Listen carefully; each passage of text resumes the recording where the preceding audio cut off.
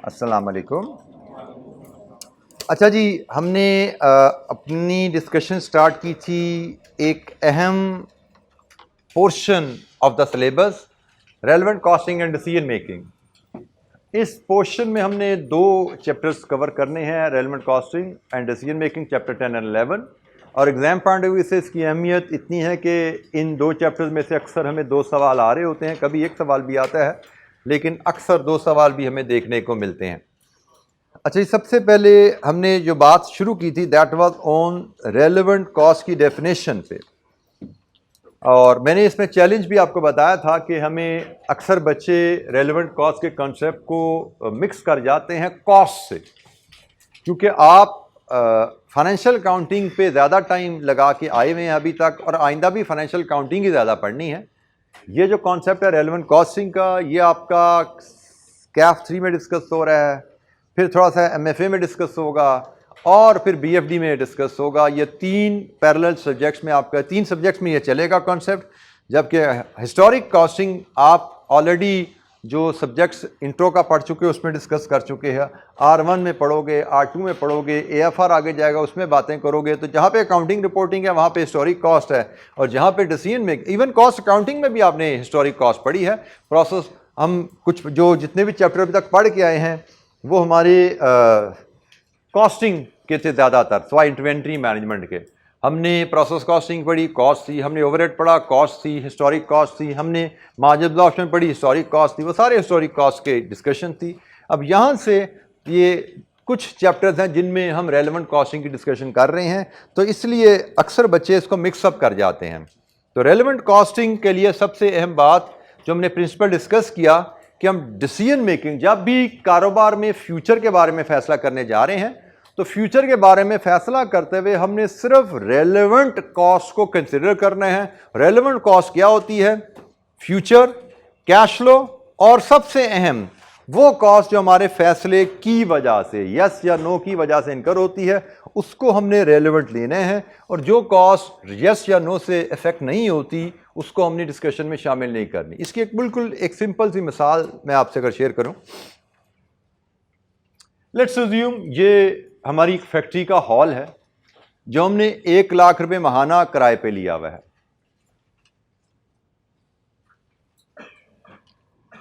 आधा हॉल हम पिछले 5 साल से इस्तेमाल करते आ रहे हैं। हॉल हमें पूरा ही किराए पे मिला, लेकिन शुरू में कारोबार किया तो हमने सिर्फ आधे हॉल में एक प्रोडक्शन प्लांट लगाया, और हम पिछले 5 साल से वो प्रोडक्शन प्लांट चलाते आ रहे हैं, और काम अब हमें समझ आ गया, प्रॉफिटेबल हो गया है, और अब हमें डिमांड लग रहा प्रोडक्ट की बढ़ी है, और हम सोच रहे हैं कि हम सेकंड हाफ में भी प्रोडक्शन प्लांट लगाएं और अपनी प्रोडक्शन कैपेसिटी डबल कर लें। अब इस सोच में हमारे जहन में आता है कि भाई अगर हम सेकंड प्लांट लगाते हैं, देखिए फैसला ऐसा नहीं कि सोचा और लगा दिया, देखा जाता है भाई इस फैसले के प्रोज एंड कॉन्स क्या होंगे। डिटेल में ये फैसला असेस करना आप कैफ 6 में पढ़ोगे, लेकिन प्रॉफिट लॉस एनालिसिस देखा जाता है कि नया प्लांट लगाएंगे उससे हमारा प्रॉफिट लॉस क्या आएगा अगले सालों में।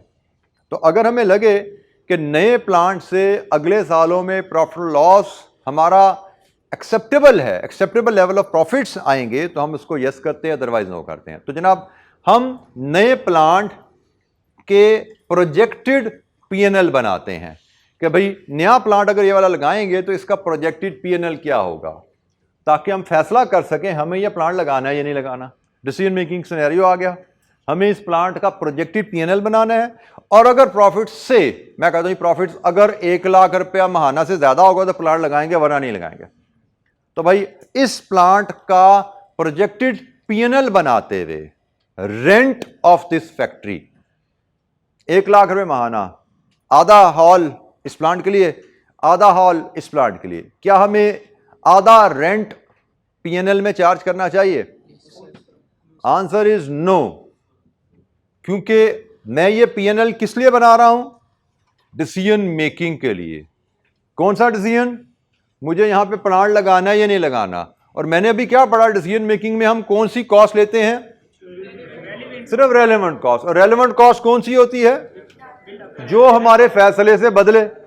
मतलब मैं यहां पे प्लांट लगाऊं, यस या नो, मेरी फैक्ट्री का रेंट बदलता है? फैक्ट्री का रेंट तो नहीं बदलता। फैक्ट्री का रेंट तो मेरा वही 1 लाख रुपए माहाना मैं पे कर रहा हूं। ये प्लांट लगे या ना लगे मुझे तो 1 लाख ही पे करना है।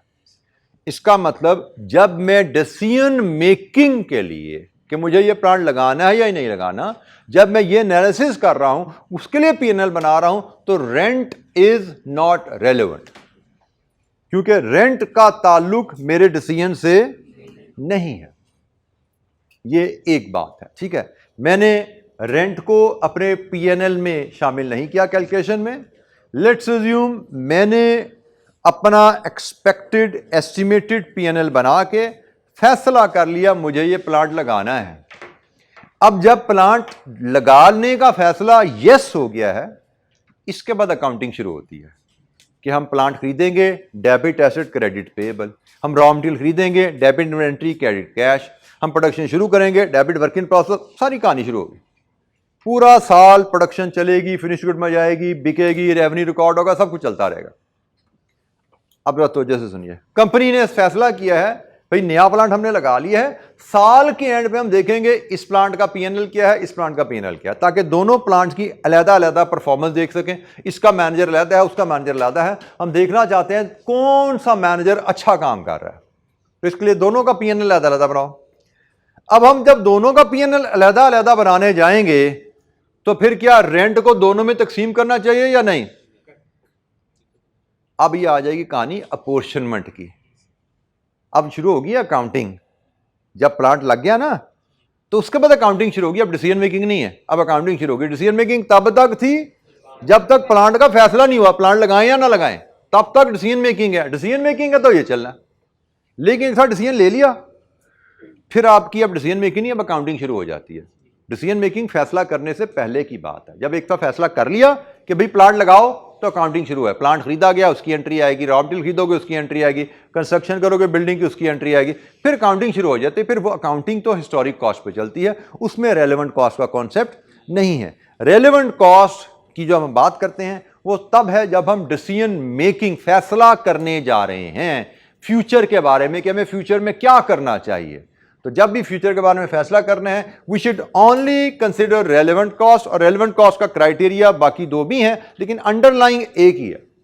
हर वो कॉस्ट रेलेवेंट है जो मेरे यस या नो से बदले, जो यस या नो से नहीं बदलती वो रेलेवेंट नहीं है। यह असूल बड़ा सिंपल है याद रखने के लिए, क्योंकि इस तरह के क्वेश्चन में हमें टेस्ट ही ये किया जाता है। एग्जामिनर हमसे डिसीजन मेकिंग का सवाल देता है, हमें रेलेवेंट कॉस्ट भी क्वेश्चन में देगा, इरेलेवेंट कॉस्ट भी क्वेश्चन में देगा। हमें उसमें से रेलेवेंट कॉस्ट को पिक करना है और इरेलेवेंट कॉस्ट पे मट्टी डाल के इग्नोर करना है कि भाई इसको हमने कैलकुलेशन में शामिल नहीं करना, इसको करना है। और क्राइटेरिया क्या होता है ये कि हमसे पूछा जा रहा है जी फैक्ट्री लगाओ या ना लगाओ, हम कहेंगे भाई यस या नो करने से हमारी कॉस्ट पे क्या फर्क पड़ता है। हमसे पूछा जाएगा हम प्रोडक्ट ए बनाएं या बी बनाएं, हम देख लेंगे कौन सी प्रोडक्ट बनाने से क्या खर्चे आते हैं, किस में मुनाफा ज़्यादा है, एंड सो ऑन। आगे चलते हैं, मजीद इस पर बात करेंगे। और ये हमने पहला चैप्टर हमारा है ही रेलेवेंट कॉस्टिंग पे, इस पे हम डिस्कशन इंशाअल्लाह करते चलेंगे मजीद। अच्छा, ये कुछ टर्म्स हैं जिनकी डेफिनेशन आपकी किताब में लिखी हुई है और हम इनको सिर्फ ब्रीफली डिस्कस कर रहे हैं इसलिए कि बाद का क्वेश्चन में ये टर्म्स यूज हो जाती हैं, तो हमें पता होना चाहिए ये टर्म्स रेलेवेंट है या इरेलेवेंट है। या बात का एग्जाम में हमें 2 नंबर का 3 नंबर का नोट आ जाता है कि इन टर्म्स को डिफाइन कीजिए और बताइए ये रेलेवेंट है या इरेलेवेंट है। तो इन टर्म्स की ब्रीफ डिस्कशन हम करते हैं और रेलेवेंट या इरेलेवेंट की का पॉइंट भी इनमें आइडेंटिफाई करते हैं। सबसे पहली बात है avoidable cost and unavoidable cost. ये डिफरेंट सिनेरियोज होते हैं। अवॉइडेबल या अनअवॉइडेबल कॉस्ट यूजुअली डिस्कस की जाती है बिजनेस शटडाउन सिनेरियोज में।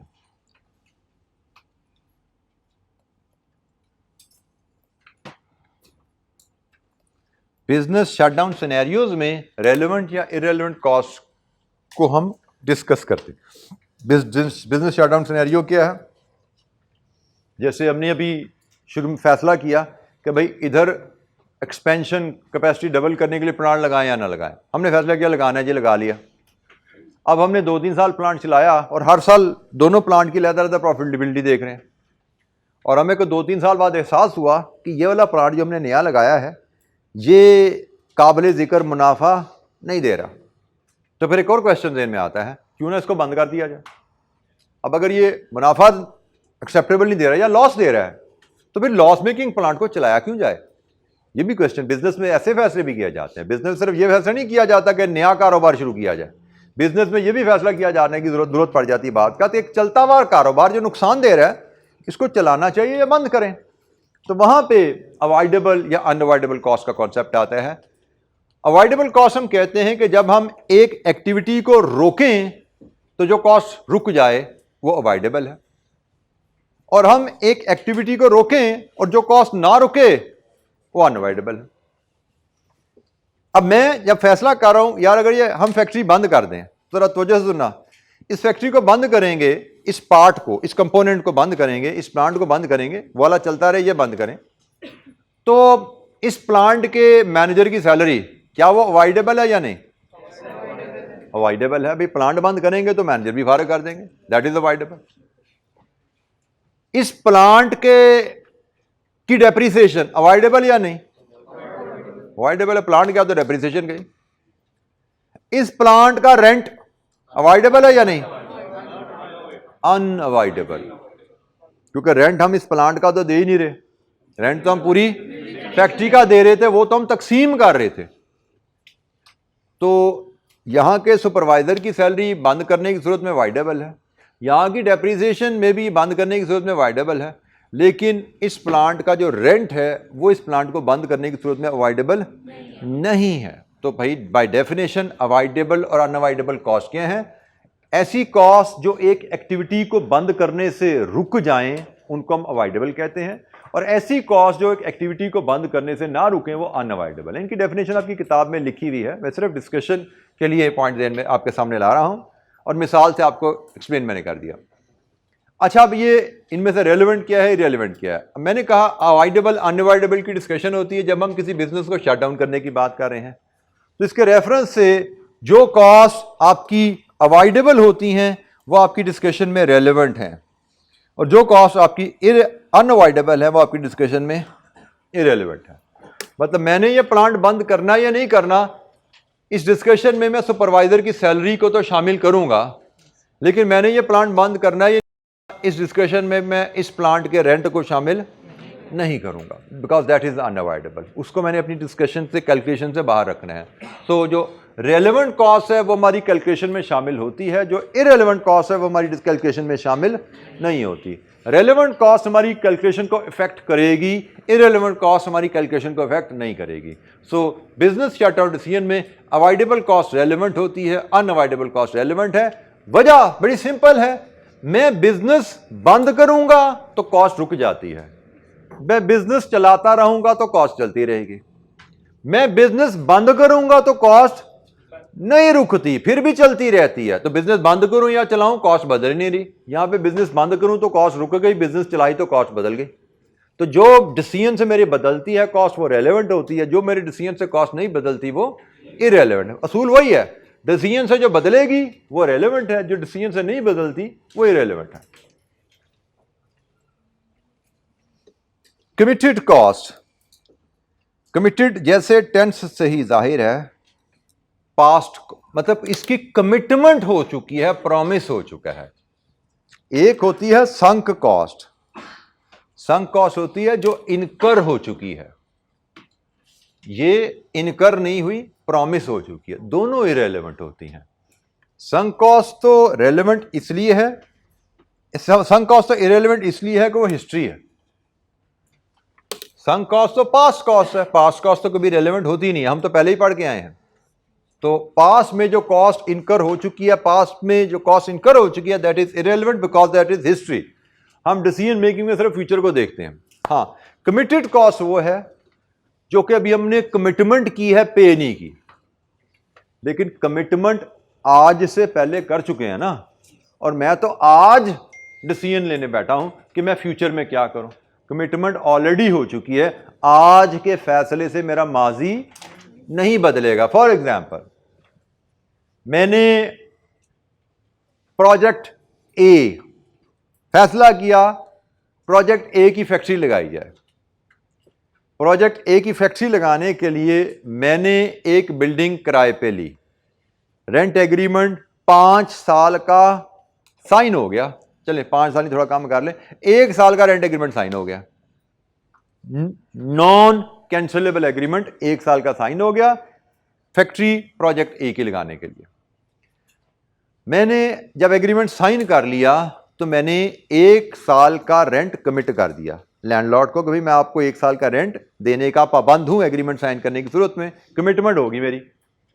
मैंने इधर कमिटमेंट की, उधर गवर्नमेंट ने अनाउंस कर दिया कि प्रोजेक्ट ए है ये एनवायरनमेंट के लिए फ्रेंडली नहीं है, इस तरह के प्रोजेक्ट के हमने फ्यूचर में लाइसेंसेस नहीं देने। अब मैंने तो सिर्फ एग्रीमेंट किया था, लाइसेंस तो मैंने लिया ही नहीं था। तो इधर मैंने एग्रीमेंट साइन किया, उधर मेरा लाइसेंस लेने के चांसेस खत्म हो गए। इसका मतलब प्रोजेक्ट ए तो मेरा गया होगा फारग। अब मैंने क्या सोच रहा हूँ कि यार बिल्डिंग तो मेरे पास 1 साल के लिए पड़ी हुई है, तो प्रोजेक्ट ए नहीं कर सकते, प्रोजेक्ट बी कर लेते हैं इसमें, क्योंकि बिल्डिंग तो मैंने 1 साल के लिए ले ली, 1 साल का किराया तो मुझे देना है। अब मैं प्रोजेक्ट बी, भाई प्रोजेक्ट बी करें या ना करें, उसको अब फिजिबिलिटी देख रहा हूँ कि प्रोजेक्ट बी मेरे लिए प्रॉफिटेबल है या नहीं। ना तो क्वेश्चन कम्स कि प्रोजेक्ट बी के प्रॉफिटेबिलिटी, एस्टिमेटेड प्रॉफिटेबिलिटी देखते हुए क्या मुझे बिल्डिंग का रेंट उसमें शामिल करना चाहिए? नो, बिकॉज इट इज 1 साल का रेंट इरेलीवेंट है। 1 साल का नहीं करूंगा, दूसरे साल का करूंगा मैं, लेकिन 1 साल का इरेलीवेंट है, क्योंकि मैं प्रोजेक्ट बी शुरू करूं या ना करूं, 1 साल का रेंट तो मुझे देना है ना। तो जो कॉस्ट मेरे डिसीजन से नहीं बदलती वो इरेलीवेंट है। मैं प्रोजेक्ट करूं या ना करूं, 1 साल का रेंट मुझे हर सूरत पे करना है। करना फ्यूचर में है, करना कैश में है, लेकिन उसका ताल्लुक मेरे फैसले से नहीं है। जैसे मैंने कहा था ना कि अंडरलाइंग प्रिंसिपल सिर्फ एक ही है, वो ये तीसरी लाइन है, क्या मेरे फैसले की वजह से खर्चा हो रहा है? तो अगर मेरे फैसले की वजह से खर्चा हो रहा है तो उसको अपनी कैलकुलेशन में शामिल कर लो। अगर मेरे फैसला करने या ना करने से कोई असर नहीं पड़ता तो फैसला ना करो। तो जैसे मैं जब प्रोजेक्ट ए का एक्सपेक्टेड पीएनएल बना रहा था, तो प्रोजेक्ट ए का एक्सपेक्टेड पीएनएल बनाते हुए मैंने रेंट उसमें शामिल करना है, पहले साल का रेंट उसमें शामिल करना है, क्योंकि तब तक मैंने बिल्डिंग का किराया एग्रीमेंट नहीं किया था। प्रोजेक्ट ए का एक्सपेक्टेड पीएनएल बनाया, मुझे लगा प्रोजेक्ट ए प्रॉफिटेबल है, मैंने रेंट एग्रीमेंट साइन किया, रेंट एग्रीमेंट साइन हो गया और प्रोजेक्ट ए ड्रॉप हो गया। अब जब प्रोजेक्ट बी उसी बिल्डिंग में करने की हम बात कर रहे हैं, तो फिर 1 साल का रेंट मेरा इरेलीवेंट है, because that is committed cost. मैं ऑलरेडी कमिट कर चुका हूं उस कॉस्ट को। सो कमिटेड कॉस्ट भी इरेलीवेंट होती है, क्योंकि माजी में हम कमिट कर चुके हैं, फ्यूचर में हम डिसीजन ले या ना लें, will have to honour that commitment. और एक टर्म होती है अपॉर्चुनिटी कॉस्ट। अपॉर्चुनिटी कॉस्ट क्या होती है जी? एक बच्चा हाथ खड़ा करके बताना चाहे, व्हाट इज अपॉर्चुनिटी कॉस्ट? जी, एनी वॉलंटियर?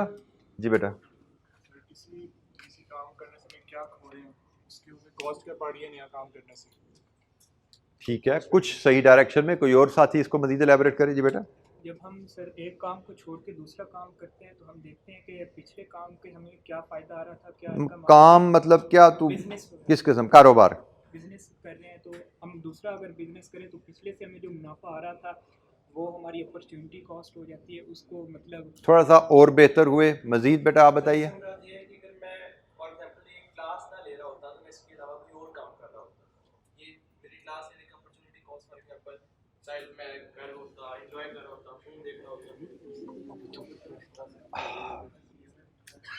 अपॉर्चुनिटी कॉस्ट, अच्छा बेटा ज़रा सुन ली, आगे चल के दोबारा भी बात आएगी, लेकिन इसको ज़रा बड़ा की कॉन्सेप्ट है, ये बड़ा अहम कॉन्सेप्ट है हमारे इस चैप्टर में। Opportunity cost is always discuss with reference to a resource के रेफरेंस से इसको डिस्कस किया जाता है। जैसे आपके साथी ने जो मिसाल देने की कोशिश की, उसमें टाइम, लेबर का, ह्यूमन टाइम जो है, इट इज़ अ रिसोर्स। आपके पास टाइम है तो उस रिसोर्स, ये आपके लिए एक ज़राए अवेलेबल है जिनकी मदद से आप कुछ इनकम कमा सकते हैं। आपके पास कोई बिल्डिंग अवेलेबल है, इट्स अ रिसोर्स। आपके पास कोई material available, it's a resource, आपके पास कैपिटल अवेलेबल है, इट्स अ रिसोर्स। ये सारे ज़राए हैं जिनको आप कारोबार में इस्तेमाल करके कुछ मुनाफा कमा सकते हैं। सो जब हम बिजनेस में अपॉर्चुनिटी कॉस्ट की बात करते हैं, it is always discuss with reference to a resource. मैं आपको बिल्डिंग के रेफरेंस से अपॉर्चुनिटी कॉस्ट की अगर बात करूं, मैंने फैक्ट्री की मिसाल दी थी। मैंने ये बिल्डिंग किराए पे ली भी थी, 1 लाख रुपये किराया महाना दे रहा था, और मैंने कहा था कि भाई मेरा आधा हॉल खाली पड़ा हुआ है, मैं इसमें एक नया प्लांट लगा लेता हूं। और अब हमारी डिस्कशन यही हुई थी कि नया प्लांट लगाते हुए जब नए प्लांट का एस्टिमेटेड फ्यूचर प्रॉफिटेबिलिटी मैं कैलकुलेट कर रहा हूं तो उसमें मैंने रेंट शामिल नहीं करना। ये हमारी बात हुई। अच्छा, मैंने कहा था रेंट, ये hall is a resource which is lying idle, तो इसलिए मैंने कहा इसकी कॉस्ट 0 है। लेकिन जब भी किसी रिसोर्स के एक से ज्यादा इस्तेमाल की ऑप्शन आएंगी, वहां से अपॉर्चुनिटी कॉस्ट का कॉन्सेप्ट राइज होता है। जैसे मैं इस हॉल के इस्तेमाल की ऑप्शन, खाली पड़ा हुआ हॉल, और एक ऑप्शन तो यहां पे मैं एक प्लांट लगा लूं, दूसरी ऑप्शन ये भी है मेरा हमसाया कह रहा है मुझे सबलेट कर दो, मुझे किराए पे दे दो, मैं आपको जनाब इसका 50,000 रुपये महीना किराया दे देता हूं। अब इस हॉल की मेरे पास इस्तेमाल की 2 ऑप्शन हो गई। तो जब भी किसी रिसोर्स के इस्तेमाल की एक से ज्यादा ऑप्शन होती हैं, वहां से अपॉर्चुनिटी कॉस्ट का कॉन्सेप्ट आता है। और अब अपॉर्चुनिटी कॉस्ट की डेफिनेशन सुन लो, it is the benefit forgone, it is benefit foregone while choosing one option of using a resource and foregoing the other option. दोबारा सुन लो, it is benefit foregone by choosing one option of using the resource and foregoing other. एक resource को choose करने की, जब एक option choose करते हो तो दूसरी फॉरगो होगी ना। फॉर एग्जांपल, मैं इस हॉल में अपनी फैक्ट्री लगाता हूं, तो क्या मैं इसको किराए पे दे सकता हूं? फिर इसका मतलब किराए पे देने की ऑप्शन फॉरगो होगी। मेरे पास इस बिल्डिंग को इस्तेमाल की 2 ऑप्शन आ गई, एक यहां पे फैक्ट्री लगा लूं, एक इसको किराए पे दे दूं। जब भी किसी रिसोर्स के एक से ज्यादा इस्तेमाल की ऑप्शन आती है, वहां पे अपॉर्चुनिटी कॉस्ट राइज होती है। और अपॉर्चुनिटी कॉस्ट क्या है कि जब मैं एक ऑप्शन चूज करूंगा, दूसरी ऑप्शन फॉरगो होगी, और जो ऑप्शन फॉरगो हुई, बेनिफिट फॉरगोन देयर। कितनी थी किराए पे देने की ऑप्शन? 50,000 रुपये महाना। जब तो सबलेट की ऑप्शन नहीं थी, इसके पीएनएल बनाते हुए रेंट की कॉस्ट नहीं डालनी। लेकिन जब सबलेट की ऑप्शन अवेलेबल है, तो अब मैं अगर यहां पे नई फैक्ट्री लगाऊंगा तो वो 50,000 की इनकम मुझे नहीं मिलेगी। That is the opportunity cost of installing plant in this building. Opportunity cost is always relevant. आप एक ऑप्शन चूज करके दूसरी ऑप्शन को फोरगो करते हो। Income forgone is a cost, याद रखिएगा। जिसका कहा जाता है ना, a penny saved is a penny earn. एक पैसा जो आप बचाते हो वैसा ही है जैसे आपने एक पैसा कमाया। इसी तरह एक पैसा इनकम का जो आप गंवाते हो वो वैसा ही है जैसे आपने एक पैसा खर्च किया। तो मैंने जब यहां पे फैक्ट्री लगा ली तो मैंने रेंट कमाने की ऑप्शन फोरगो कर दी। 50,000 महाना मुझे मिल सकता था अगर मैं यहां पे फैक्ट्री ना लगाता। मैंने फैक्ट्री लगाई, अब वो 50,000 महीना मुझे नहीं मिलेगा। इनकम फोरगो मैंने कर दी। वो इनकम फोरगोन मेरे इस प्लांट की महाना कॉस्ट में शामिल होनी चाहिए। अगर वो ऑप्शन एग्जिस्ट नहीं करती थी तो अपॉर्चुनिटी कॉस्ट एग्जिस्ट नहीं करती। लेकिन अगर सबलेट की ऑप्शन एग्जिस्ट करती है तो इसको फैक्ट्री में इस्तेमाल करने में अपॉर्चुनिटी कॉस्ट रेंट की मुझे लेनी पड़ेगी। तो जैसे मैंने आपको मिसाल दी, अपॉर्चुनिटी कॉस्ट सिर्फ उस रिसोर्स की होती है जिसके इस्तेमाल के एक से ज्यादा ऑप्शंस हों। जहां पे इस्तेमाल की सिर्फ एक ही ऑप्शन है, कोई अपॉर्चुनिटी कॉस्ट नहीं है। जहां पे इस्तेमाल की एक से ज्यादा ऑप्शन है, अपॉर्चुनिटी कॉस्ट आएगी। और अपॉर्चुनिटी कॉस्ट क्या है? एक ऑप्शन चूज करके दूसरी को फोरगो करना। दूसरी को फोरगो करने में जो आपने इनकम फोरगो किया है, जो बेनिफिट फोरगो किया है, that is your opportunity cost, जो ऑप्शन 1 में शामिल होनी चाहिए। अच्छा जी, हमारे पास अब डिफरेंट सिनेरियोज आते हैं जिनमें हमें रेलेवेंट कॉस्टिंग प्रिंसिपल को अप्लाई करना होता है। जैसे मैं एक सिनेरियो आपके सामने रखता हूं। मैं फर्नीचर वर्कशॉप चला रहा हूं, मेरे पास, मैं ये डाइस बनाता हूं, मेरे पास एक कस्टमर है, वो कहता है जी मैंने आपसे ये 500 डाइस बनवाने हैं, मुझे इन 500 डाइस की प्राइस कोटेशन दे, प्राइस एस्टिमेशन दे। ये एक नॉर्मल बिजनेस प्रैक्टिस है। कस्टमर आपको सीधा ऑर्डर नहीं प्लेस करता कि इतने इस प्राइस पे इतने यूनिट बना दो। वो डिफरेंट सप्लायर से कोटेशन लेता है अपनी मर्जी की रिक्वायर्ड क्वालिटी के मुताबिक, फिर उन कोटेशंस को कंपेयर करता है और जिस ऑप्शन की रेट प्राइस सबसे अच्छी होगी उसको ऑर्डर प्लेस करेगा। ये एक कॉमन बिजनेस प्रैक्टिस है। इसका मतलब मैंने आज जो कस्टमर को प्राइस देनी है उस प्राइस पे मेरा बिजनेस डिपेंड कर रहा है। प्राइस अच्छी होगी, कंपेटिटिव होगी, तो मैं ऑर्डर विन करूंगा और मैं आइंदा 500 डाइस बनाऊंगा अपने कस्टमर से, क्योंकि 500 डाइस मेरे पास बने पड़े नहीं हुए। नॉर्मली बिजनेस में आप कस्टमर के ऑर्डर के मुताबिक प्रोडक्शन करते हैं।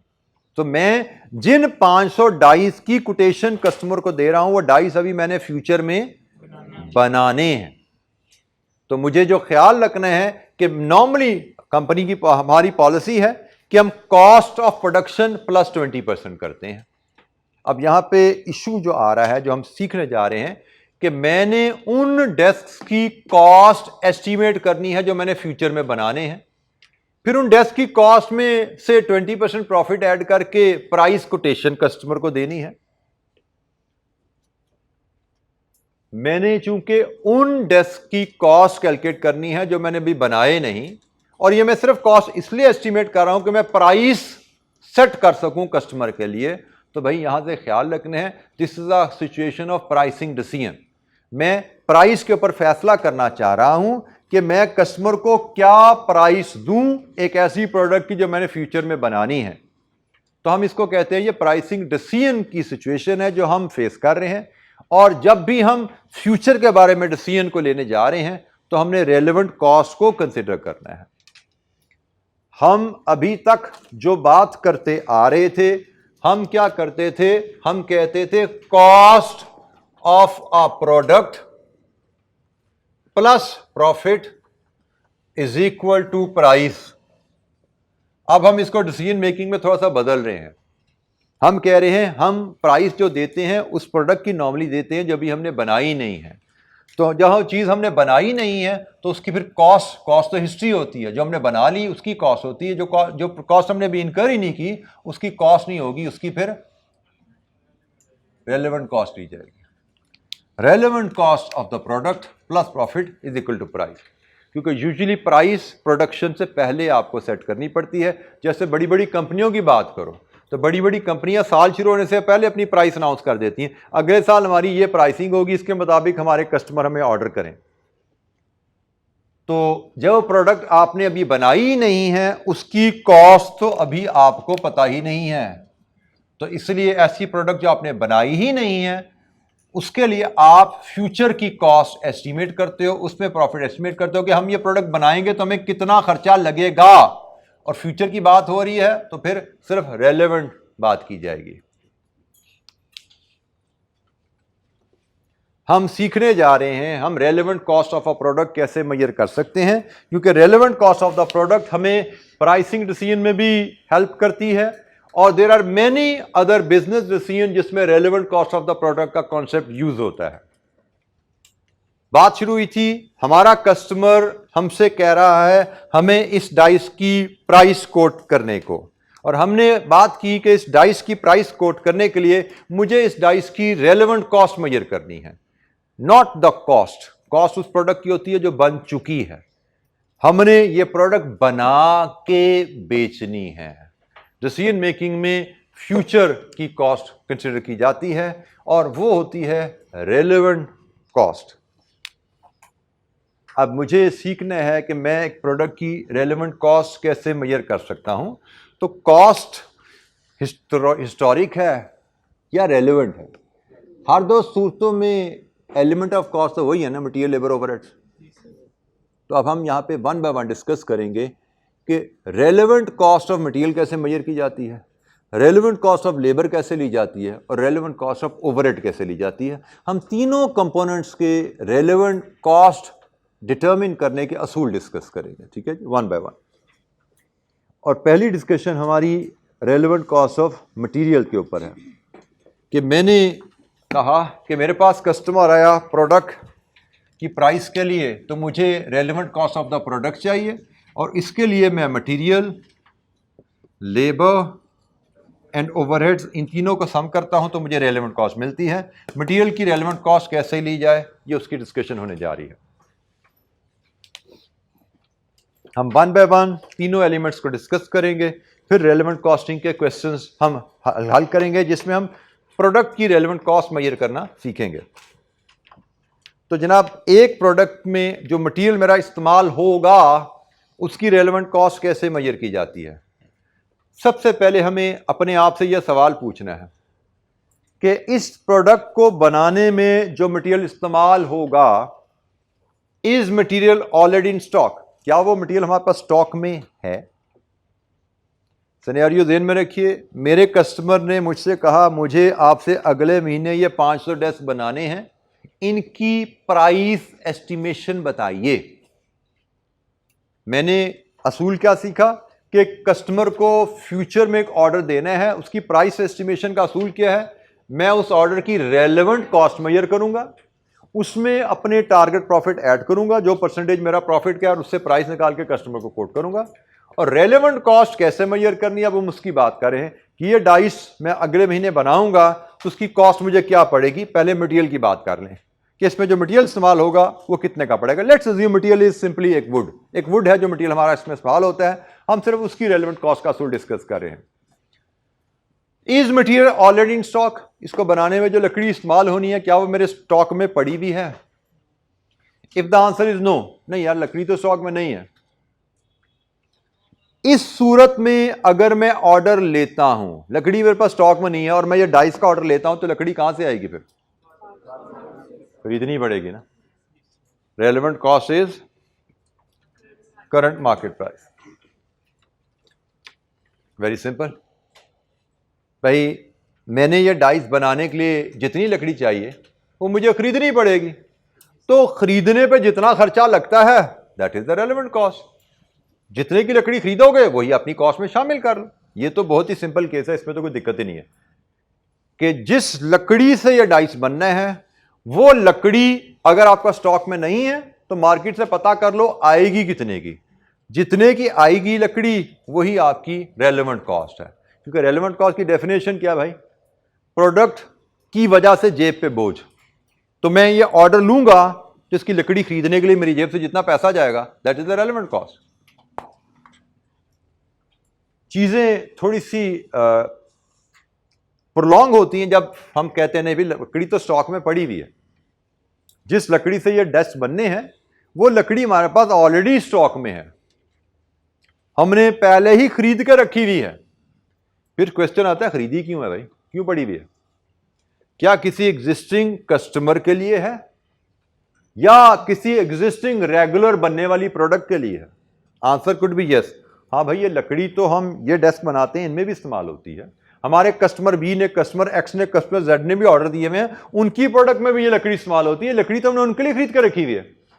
तो भाई अगर लकड़ी आपने किसी और के लिए खरीद के रखी हुई है तो ये ऑर्डर आएगा तो खरीदनी तो फिर भी पड़ेगी ना, फालतू तो नहीं पड़ी आपके पास।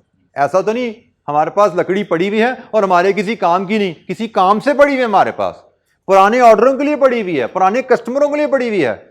नया कस्टमर आएगा तो उसके लिए खरीदनी तो हर सूरत पड़ेगी ना। मैं अगर नई खरीद कर यहां इस्तेमाल कर लूं या जो पड़ी हुई है यहां इस्तेमाल कर लूं, नई खरीद के पुराने कस्टमर को दे दूं, बात तो एक ही है, मुझे खरीदनी तो पड़ेगी ना लकड़ी। तो बात फिर वही है करंट कॉस्ट। अच्छा, रिप्लेसमेंट कॉस्ट की टर्म का मतलब ही है, रिप्लेसमेंट कॉस्ट का मतलब यही होता है कि आज बाजार से खरीदें तो कितने की मिलेगी। Replacement cost current market price इस केस में ऑलमोस्ट सेम। तो भाई स्टॉक में नहीं है या स्टॉक में है और किसी एग्जिस्टिंग कस्टमर के लिए खरीदी थी इसलिए पड़ी हुई है, एक ही बात है। हमें मार्केट से कितने की मिलती है, that is the relevant cost. अच्छा, हमने कहा हमारे पास स्टॉक में है लेकिन किसी एग्जिस्टिंग कस्टमर या रेगुलर कस्टमर के लिए नहीं रखी हुई हमने। अच्छा, फिर क्यों पड़ी हुई है? Does it have an alternative use? किसी एग्जिस्टिंग कस्टमर के लिए नहीं है लेकिन कोई और इस्तेमाल है इसका। कोई और इस्तेमाल से मुराद है कि किसी और प्रोडक्ट में यह इस्तेमाल हो सकती है, उस थोड़ी मॉडिफिकेशन को खर्चा करके इस्तेमाल हो सकती है। जैसे मेरे पास स्टॉक में पड़ी हुई है ये लकड़ी ग्रे रंग की,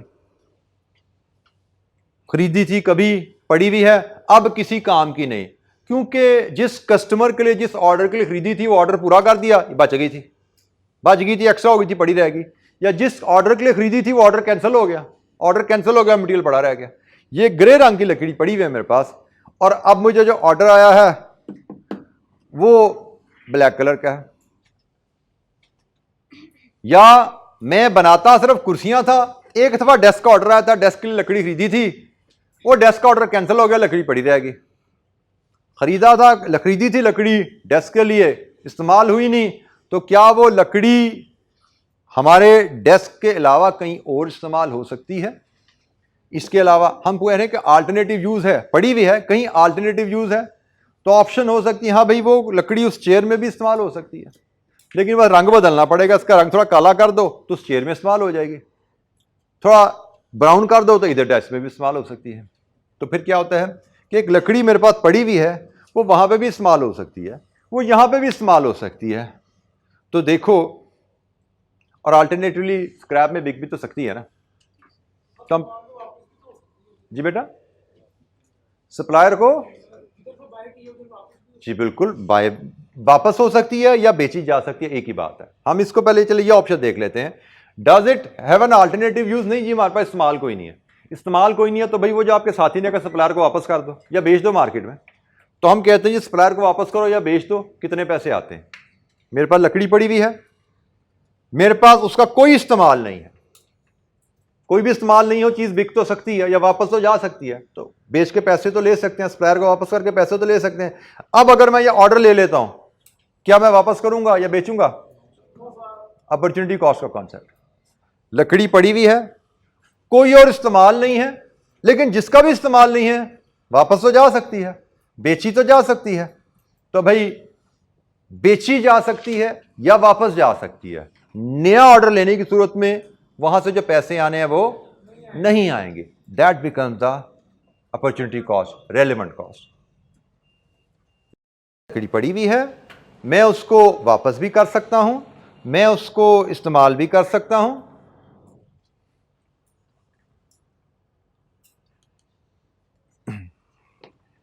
मैं उसको, फिलहाल हम केस डिस्कस कर रहे थे, लकड़ी हमारे पास पड़ी हुई है, रेगुलर इस्तेमाल में नहीं है, उसका कोई और इस्तेमाल भी नहीं है, इस्तेमाल जिसका नहीं हो बेची जा सकती है। तो अगर मैं ये ऑर्डर ले लूंगा तो फिर मैं वो बेच नहीं सकूंगा, अगर मैं ऑर्डर ले लूंगा तो बेच के जो पैसे हैं मैं वो हासिल नहीं कर सकूंगा। तो जनाब फिर वो जो पैसे हैं वो मुझे अपनी रेलेवेंट कॉस्ट में ले लेनी चाहिए, because that is the only burden on my pocket. ये लकड़ी मुझे सिर्फ वो बेच के जो पैसे आने थे वही दिलवा सकती थी, इसको इस्तेमाल कर लूंगा तो वो पैसे नहीं आएंगे, only that is the burden on my pocket, that should be included in the relevant cost. यहां पे फिर क्लियर कर दें, इन्वेंट्री खरीदी कितने की थी, दैट इज हिस्ट्री, खरीदी बेशक 500 की थी, अब मेरे इस्तेमाल में नहीं है तो दैट इज वो 500 कोड़ी हो गए, जीरो है। मेरे काम की बात क्या है, वो लकड़ी अब मुझे कितने पैसे दिलवा सकती है, तो बेच के मुझे लेट्स अज्यूम 100 रुपए की लकड़ी बिक सकती है, खरीदी 500 की थी, हिस्ट्री है, history is never relevant, only future. तो फ्यूचर क्या उस लकड़ी का, 100 की बिक सकती है, 100 की बिक सकती है, इस्तेमाल कर लोगे तो 100 रुपया नहीं मिलेगा, 100 रुपया is the relevant cost, 500 is history, उसको हम कभी रेलेवेंट कॉस्टिंग में शामिल नहीं करेंगे, relevant cost is always future. अच्छा जी, मजीद इसमें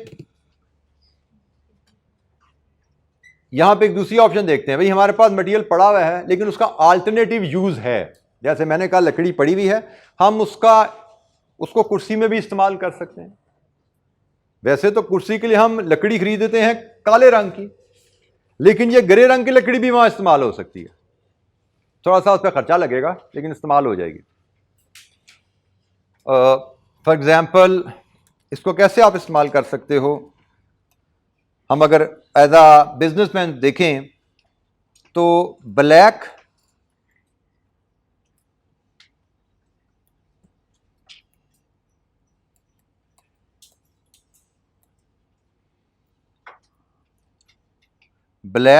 और ग्रे, ये इशू है जनाब।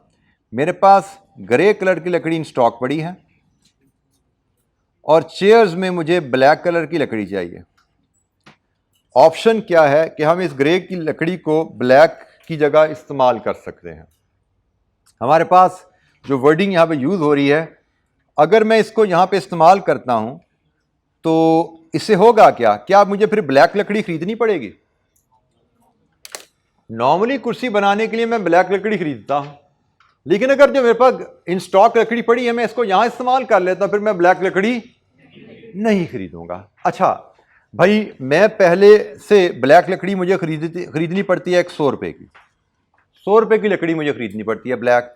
अगर मैं ग्रे को यहाँ पे इस्तेमाल करता हूँ तो मुझे 100 रुपए की वो लकड़ी खरीदनी नहीं पड़ेगी, तो 100 रुपया तो मेरा बचा।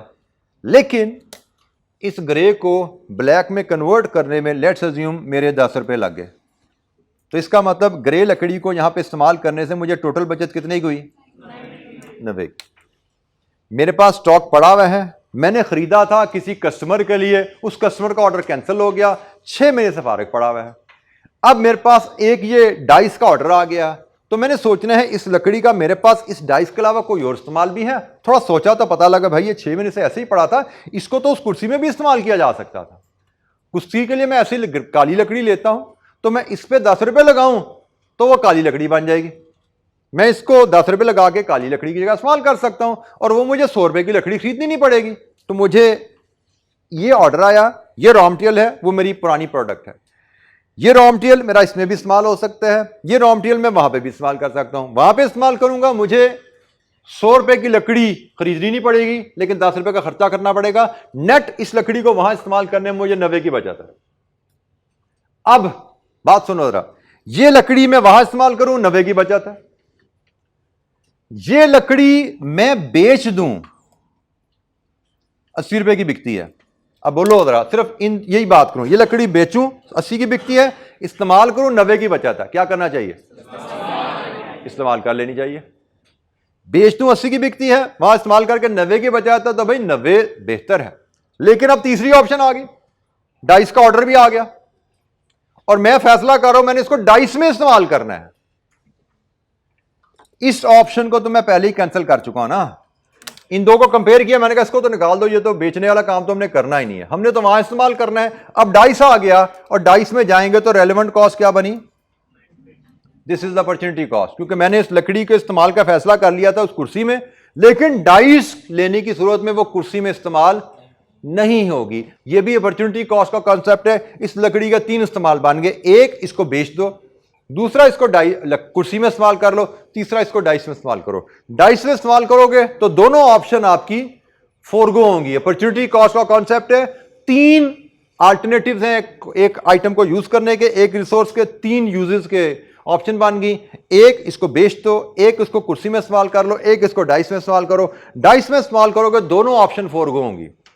जहां पे एक से ज्यादा ऑप्शन फोरगो हो, जहां पे एक से ज्यादा ऑप्शन फोरगो हो, अपॉर्चुनिटी कॉस्ट की डेफिनेशन थोड़ी बदलती है। अपॉर्चुनिटी कॉस्ट की डेफिनेशन थोड़ी बदलती है, हाईएस्ट बेनिफिट फोरगोन। सिर्फ बेनिफिट फोरगोन नहीं, हाईएस्ट बेनिफिट फोरगोन आ जाता है।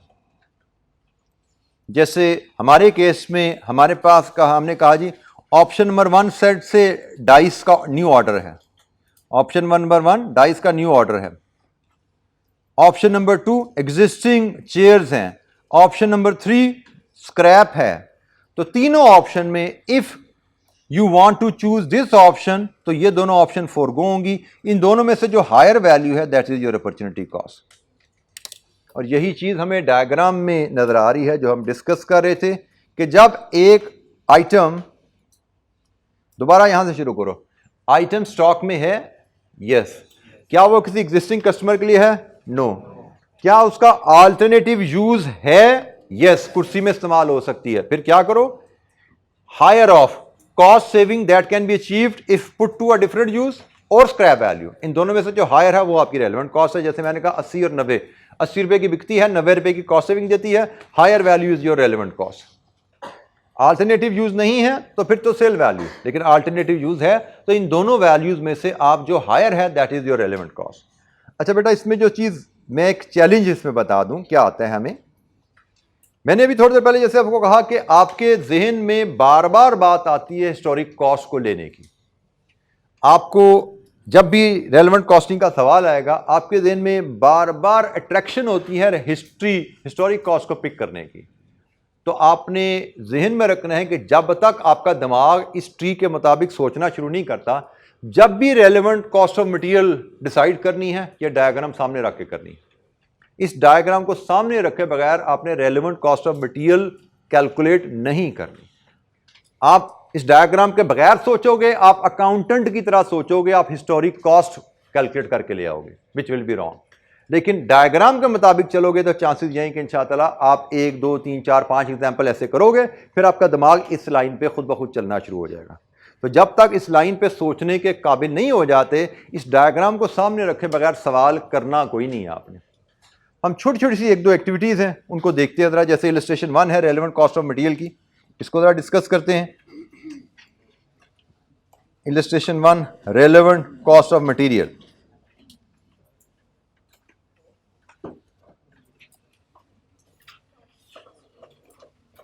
रिक्वायरमेंट क्या है? What are the relevant cost of material to be included in overall cost of the contract. एक प्रोडक्ट की ओवरऑल कॉस्ट में, एक कॉन्ट्रैक्ट की ओवरऑल कॉस्ट में मटेरियल की रेलेवेंट कॉस्ट कैसे मेजर होनी है? A company has been asked to quote a price for a contract. The contract would require 10,000 kgs of material A. Material A is used regularly by the company. The company has 8,000 of material A currently in inventory, which costs 10 per kg. The price of material has since risen to 10.5 per kg. तो कहानी, हमें एक order की pricing करनी है जिसकी cost determine हमें पहले करनी पड़ेगी, कॉस्ट के बाद हम प्राइस पे जाते हैं।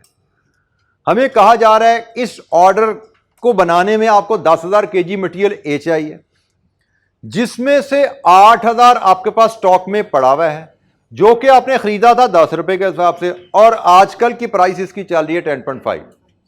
दूसरी कहानी मटेरियल बी के बारे में, 4,000 kg आपको मटेरियल पी चाहिए, जिसमें से 3,000 आपके पास स्टॉक में है, लेकिन खरीदा गया था because of a decision taken several weeks ago.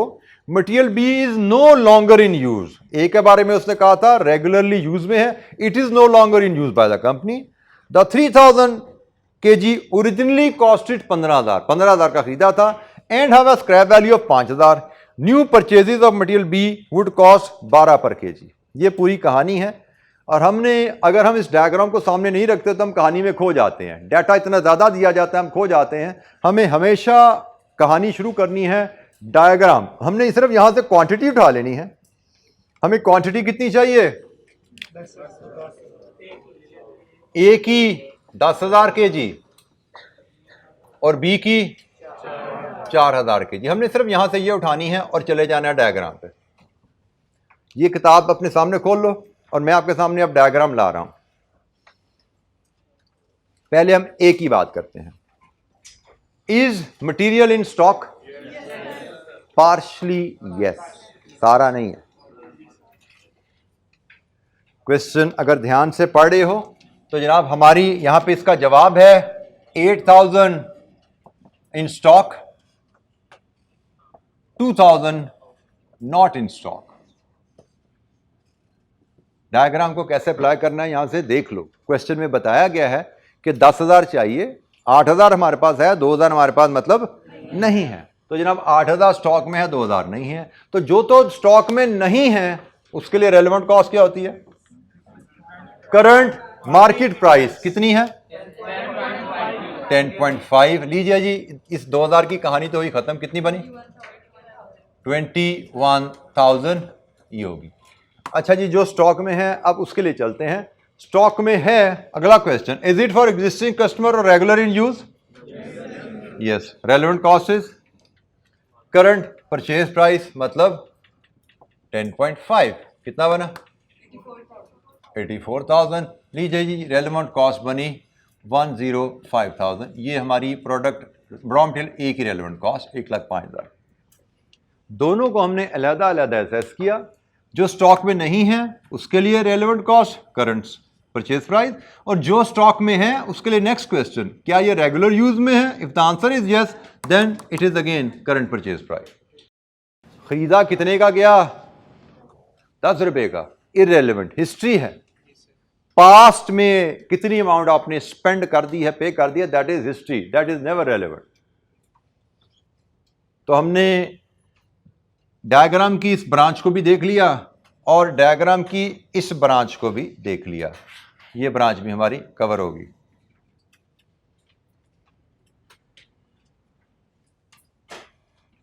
B के बारे में बात कीजिए। बी हमें 4,000 kg चाहिए ऑर्डर के लिए। Is be in stock? Partially. 3,000 kg in stock है, 1,000 kg is not in stock. तो जो तो स्टॉक में नहीं है उसकी कहानी तो आसान है।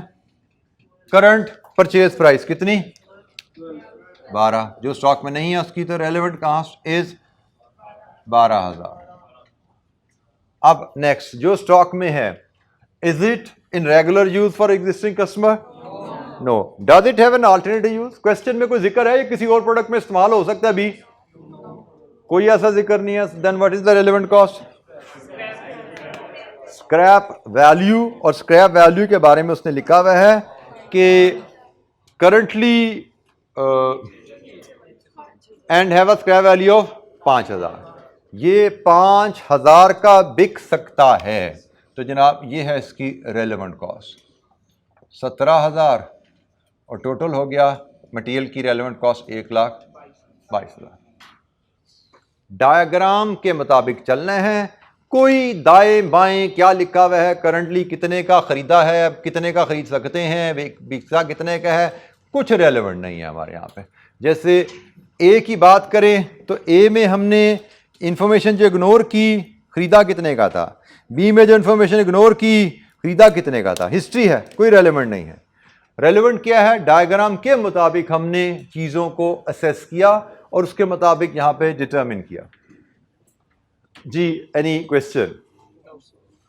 Relevant cost of material, basic level principles हमने डिस्कस किए डायग्राम की मदद से और उनकी एप्लीकेशन देखी हमने इलस्ट्रेशन 1 में। इलस्ट्रेशन 2 इसकी आप होम असाइनमेंट में लीजिए।